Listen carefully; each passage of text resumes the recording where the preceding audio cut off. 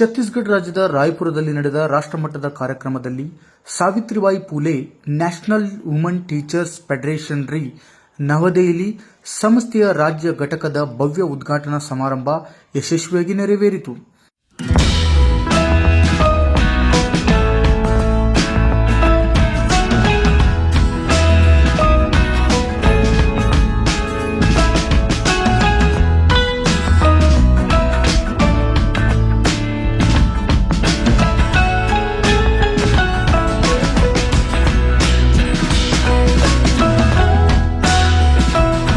ಈ ಸಂದರ್ಭದಲ್ಲಿ ರಾಜ್ಯ ಘಟಕದ ಉದ್ಘಾಟನಾ ಹಾಗೂ ಪದಾಧಿಕಾರಿಗಳ ಪದಗ್ರಹಣ ಸಮಾರಂಭವೂ ಜರುಗಿತು. ಜೊತೆಗೆ ಶ್ರೀ ಲೋಕೇಶ್ ಕುಮಾರ್ ವರ್ಮಾ ಮತ್ತು ಶ್ರೀಮತಿ ಭಾರತಿ ವರ್ಮಾ ಅವರು ರಚಿಸಿದ ಪ್ರೇರಣಾ ಕಿ ಜ್ಯೋತಿ ಸಾವಿತ್ರಿಬಾಯಿ ಫುಲೆ ಪುಸ್ತಕವನ್ನು ಬಿಡುಗಡೆ ಮಾಡಲಾಯಿತು. ಕಾರ್ಯಕ್ರಮದ ವಿಶೇಷ ಆಕರ್ಷಣೆಯಾಗಿ ರಾಯಪುರದ ಸುಶ್ರೀ ಮಮತಾ ಅವರು ಸಾವಿತ್ರಿಬಾಯಿ ಫುಲೆ ಅವರ ಜೀವನ ಚರಿತ್ರೆಯನ್ನು ಆಧರಿಸಿ ನಾಟಕ ಪ್ರದರ್ಶನ ನೀಡಿದರು.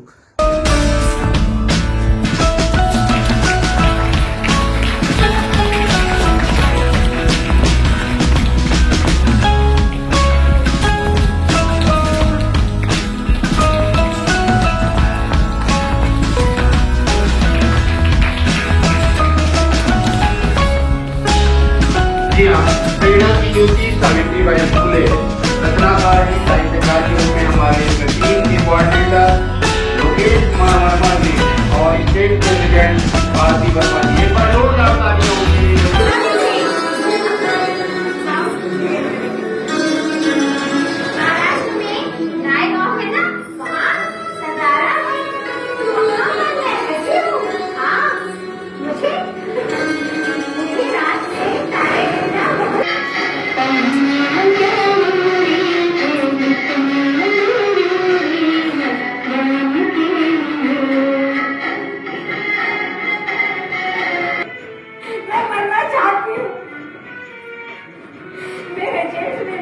अत्याचार किया. मैं उसके बच्चे की मां होने वाली. अगर मेरी बात मैं अपने सास ससुर को बताती हूँ, आप क्या कह रहे हैं? मुझे मेरे समाज में रहना है. तुम जा सकते हो. सेवा में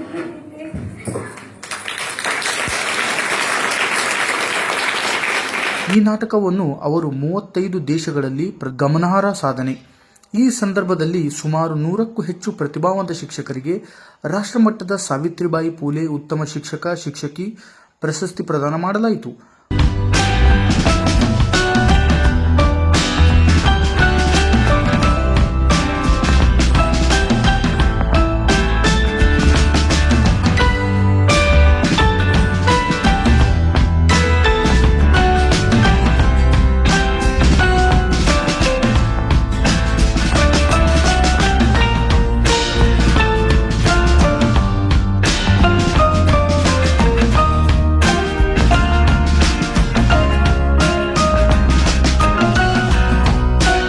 ಕಾರ್ಯಕ್ರಮಕ್ಕೆ ಮುಖ್ಯ ಅತಿಥಿಯಾಗಿ ಆಗಮಿಸಿದ ರಾಜ್ಯಸಭಾ ಸದಸ್ಯರಾದ ಶ್ರೀಮತಿ ಲಕ್ಷ್ಮೀ ವರ್ಮಾ ಅವರು ಮಹಿಳಾ ಶಿಕ್ಷಕಿಯರ ಪಾತ್ರವನ್ನು ಶ್ಲಾಘಿಸಿ ಶಿಕ್ಷಣ ಕ್ಷೇತ್ರದಲ್ಲಿ ಅವರ ಕೊಡುಗೆ ಅಮೂಲ್ಯವಾದದ್ದು ಎಂದು ಅಭಿಪ್ರಾಯಪಟ್ಟರು.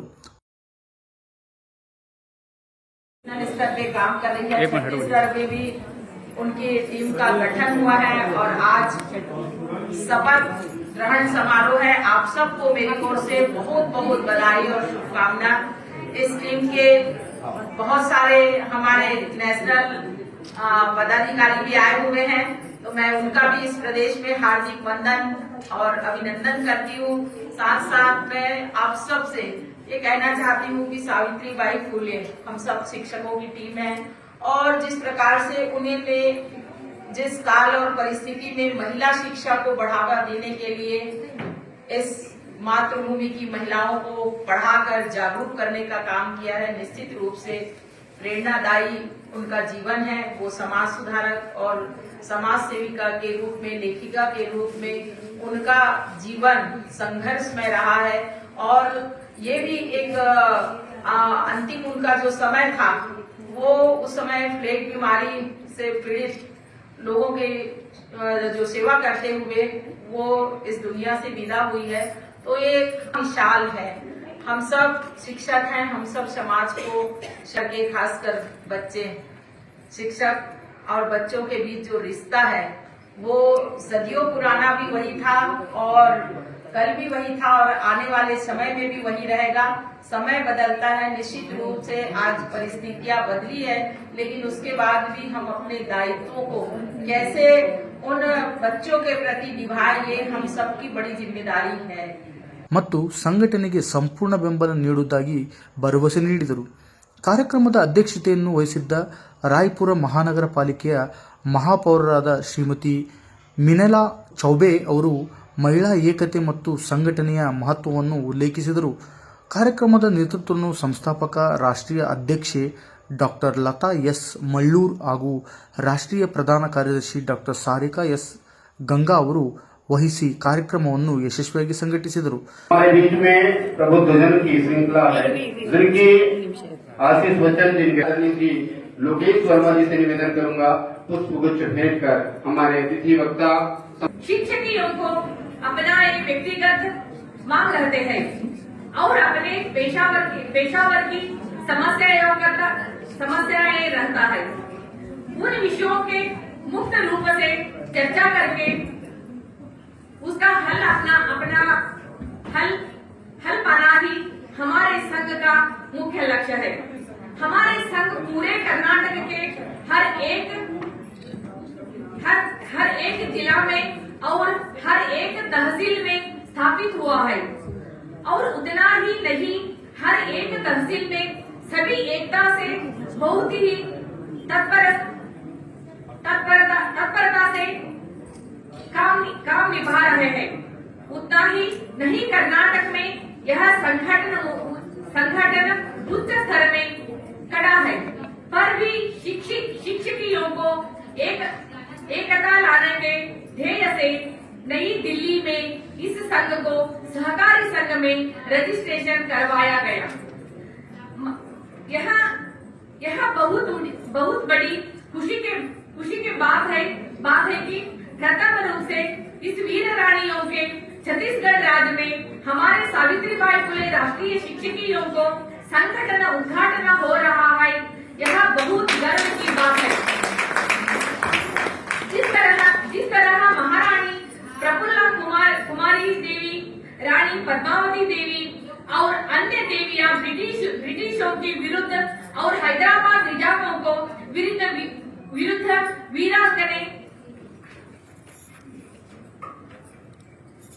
वीरांगने लड़ाई लड़ी थी, उसी तरह हमें भी मिलकर काम कर रहा है। छत्तीसगढ़ के राज्याध्यक्ष श्रीमती भारती वर्मा जी, राज्य के कार्यदर्शी श्रीमती अर्चना मिश्रा जी को, कोषाध्यक्ष एवं समस्त पदाधिकारियों को राष्ट्र संघ के तरफ से तहे दिल से अभिनंदन करती हूँ। मित्र संघ के रचना हो, मिलकर कार्यक्रम के आयोजन करते हुए अपने मांग को सरकारी तक पहुंचने का काम होना चाहिए और उसमें सफलता भी पाए। मैं आशा करती हूँ कि छत्तीसगढ़ में सह संघ उत्तम रूप से कार्य निभाएगा और अंत में मैं सभी को यहाँ कहना चाहती हूँ कि पंखों से नहीं हौसले से उड़ाना होती है और जिस घर में नारी का सम्मान हो वही असली पहचान होती है। सभी को सहृदय धन्यवाद। और जो कार्यक्रम का नाम है वो भी एक महिला का है। सावित्रीबाई फुले जी किसी भी तरह से आज परिचय का मोहताज नहीं है। क्योंकि आज अगर सर ने मेरा परिचय दिया है या मैडम का परिचय दिया हो या यहाँ बैठी कोई भी महिला का परिचय अगर दिया जा रहा है किसी विशेषता के साथ कि वो पॉलिटिशियन है, टीचर है, डॉक्टर है, वकील है, उसकी देन जो है वो सावित्रीबाई फुले जी है। क्यों? मैं ये हमेशा देखती आ रही हूँ और हमेशा हम अधिकतर शिक्षण संस्थानों में जाते रहते हैं। अब आप सोचिए कि 1831 में कोई महिला पैदा हुई थी 3 जनवरी को। उस समय पढ़ाई का जो है महिलाओं का शून्य था उनकी भी किस्मत बहुत अच्छी थी कि उनको ऐसे जीवन साथी का साथ मिला जिन्होंने उनको घर पे शिक्षा दी, और वो शिक्षा ग्रहण करने के बाद उनको ये लगा कि वो मुझ तक क्यों सीमित रहे, उसको आगे करना पड़ेगा। और एक शिक्षागण के लिए है, शिक्षा कितना महत्वपूर्ण होता है ये इससे ही समझ में आता है कि मैं जहाँ पर खड़ी हूँ वो भी एक शिक्षक का ही योगदान है, एक शिक्षा ही है जो हमको यहाँ तक पहुँचाता है। जैसा कि इन्होंने कहा कि हमारे यूनिफॉर्म का एक अलग ऑरा होता है, हमारा एक अलग एक ऑरा बनता है, या हम अपना एक अलग पहचान बनाते हैं, उसकी शुरुआत हम शिक्षक से ही होती है। आप शिक्षक होते हैं, हम तो पहले एक बोधी बालक होते हैं जिसको कुछ भी पता नहीं होता, जो बस स्कूल और कॉलेज चले जाते हैं, और आप यकीन नहीं मानेंगे मुझे कॉलेज तक भी मुझे नहीं पता था कि मुझे क्या करना है, क्योंकि पहले तो जब हम पढ़ाई करते हैं तो हम स्टार्टिंग में बस ये करते हैं कि ग्रेजुएट हो जाए। पहले तो ये था कि 10th 12th हो जाए, ग्रेजुएट हो जाए, ग्रेजुएट के बाद हम सोचते हैं कि हमको क्या करना है। तो उसके बाद ग्रेजुएशन के बाद मुझे समझ में आया कि पीएससी भी कुछ चीज होती है, पीएससी पढ़ के पढ़ना है, करना है। तो ये सारी चीजों में बोध करवाना और ये सारी चीजों के बारे में बताना और गाइड करने के लिए शिक्षक का अहम योगदान होता है। मेरी भी लाइफ में बहुत 3-4 शिक्षक हुए जो मुझे इस पड़ाव तक पहुंचाने में बहुत योगदान दिए हैं, उसको मैं हमेशा याद करती हूँ, नमन करती हूँ। आपके कार्यक्रम की मतलब अध्यक्ष है छत्तीसगढ़ की, ये बहुत ही सक्रिय कार्यकर्ता के रूप में है, और अभी ममता हार जी का आपने कार्यक्रम देखा सुना, ये राष्ट्रीय स्तर की जो है कलाकार है, और इन्होंने भी इस कार्यक्रम में लोगों को साक्षर और शिक्षित कराने में अपना बहुत बड़ा योगदान दिया है। और ये तो मेरे लिए बहुत ही गौरव की बात है कि डॉक्टर लता एस उल्लूर जी और डॉक्टर सारिका एस गंगा, कल्पना मुल्क रेड्डी जी ऐसी कहाँ जन्म लेती है? महाराष्ट्र में। महाराष्ट्र में जन्म लेती हैं। वहीं हमारे जो ज्योतिबा फुले साहब हैं वहीं के हैं, और महाराष्ट्र से जलने वाली ज्योत ये समूचे हिंदुस्तान में फैलती है।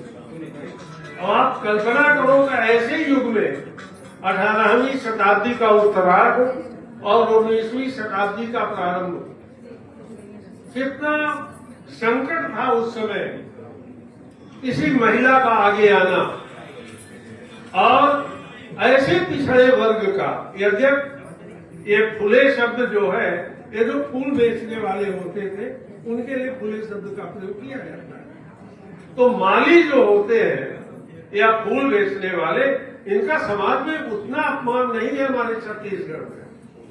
ಛತ್ತೀಸ್ಗಢ ರಾಜ್ಯದ ಶ್ರೀಮತಿ ಭಾರತಿ ವರ್ಮಾ ಹಾಗೂ ಸಂಯೋಜಕ ಶ್ರೀ ಲೋಕೇಶ್ ವರ್ಮಾ ಅವರ ಸಹಕಾರವು ಗಮನಾರ್ಹವಾಗಿತ್ತು. ಈ ಸಂದರ್ಭದಲ್ಲಿ ಪದಾಧಿಕಾರಿಗಳಿಗೆ ಪ್ರತಿಜ್ಞಾವಿಧಿ ಬೋಧನೆ ನೆರವೇರಿಸಲಾಯಿತು. ಕಾರ್ಯಕ್ರಮದಲ್ಲಿ ಕರ್ನಾಟಕದ ರಾಷ್ಟ್ರೀಯ ಪದಾಧಿಕಾರಿಗಳಾದ ಶ್ರೀಮತಿ ಭಾಗ್ಯಮ್ಮ, ಶ್ರೀಮತಿ ರಾಜಶ್ರೀ, ಶ್ರೀಮತಿ ಕಲ್ಪನಾ, ಭೂತ್ ರೆಡ್ಡಿ, ಶ್ರೀಮತಿ ಅನಸೂಯ ದೇವಿ, ಪಿಎಸ್, ಶ್ರೀಮತಿ ಸಿದೋಜು, ಕವಿತಾ, ಶ್ರೀಮತಿ ಪ್ರತಿಭಾವತಿ ಎಲ್ ಹಾಗೂ ಶ್ರೀಮತಿ ಶಾಂತಾಬಾಯಿ ಬಿರಾದಾರ್ ಉಪಸ್ಥಿತರಿದ್ದರು. ಈ ಮಹತ್ವದ ಕಾರ್ಯಕ್ರಮವು ಮಹಿಳಾ ಶಿಕ್ಷಕಿಯರ ಶಕ್ತಿ, ಸಂಘಟನೆ ಮತ್ತು ಸಾಧನೆಯನ್ನು ರಾಷ್ಟ್ರಮಟ್ಟದಲ್ಲಿ ಪ್ರತಿಬಿಂಬಿಸುವ ಪ್ರಮುಖ ವೇದಿಕೆಯಾಗಿ ಹೊರಹೊಮ್ಮಿದ್ದು, ಮಹಿಳಾ ಸಬಲೀಕರಣದ ದಿಕ್ಕಿನಲ್ಲಿ ಐತಿಹಾಸಿಕ ಮೈಲುಗಲ್ಲಾಗಿದೆ.